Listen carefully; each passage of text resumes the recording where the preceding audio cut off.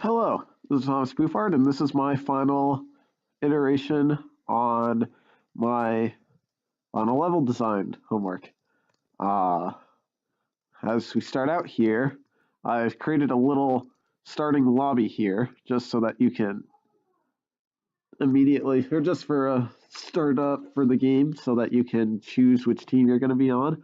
You choose to walk into one of them, and it automatically sets your spawn and position at the spawn of the base that you chose.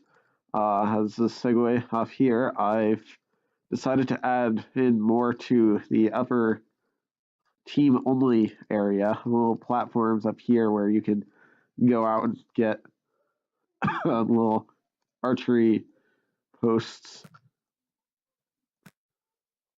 out into, yeah. And of course, that's the same on the other side here.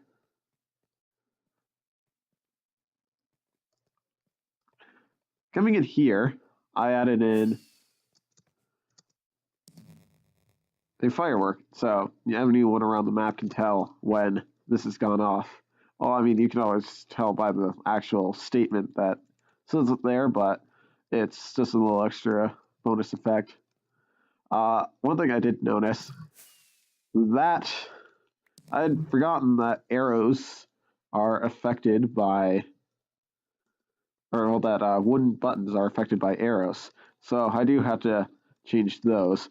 As that said, it was really cool, although really annoying that people could literally snipe the this point from the bridge over there. So and that's basically, like, as awesome as it was, I couldn't have that because then people would never have to actually make an assault on the base. I put some little doodads and things here and there around the walkways just to add a little bit of cover that you can hide behind,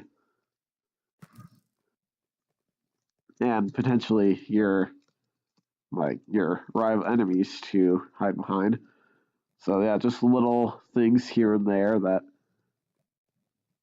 kind of come out of the side, just like little things.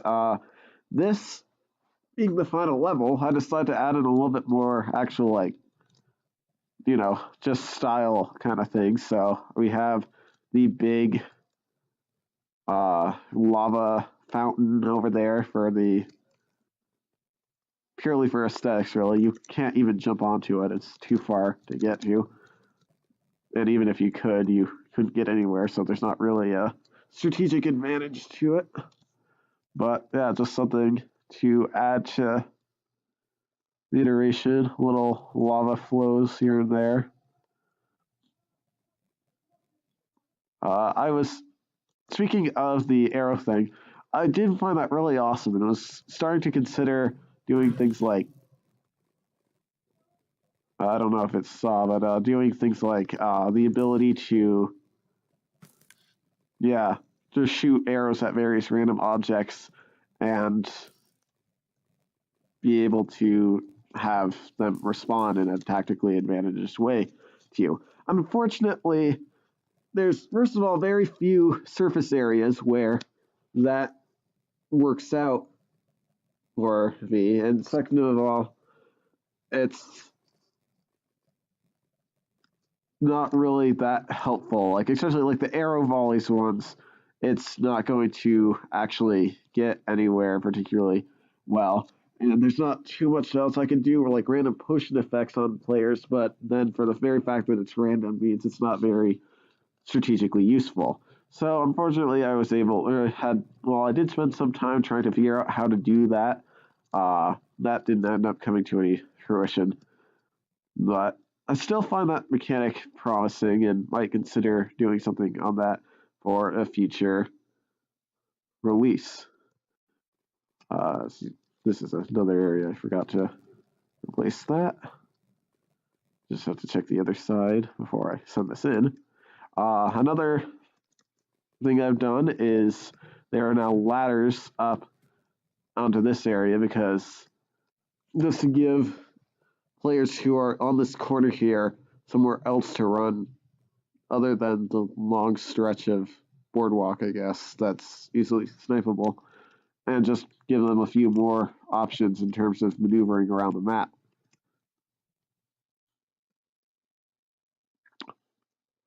So, yeah, and then of course, coming over here, it's all the same except the firework is blue over here.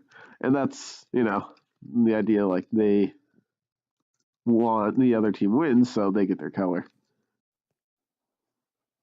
Yep, so that's pretty much all the things I've done to switch it up this time. I've also made sure that all like weather effects and day-night cycle are off so that it's just a continuous playing field.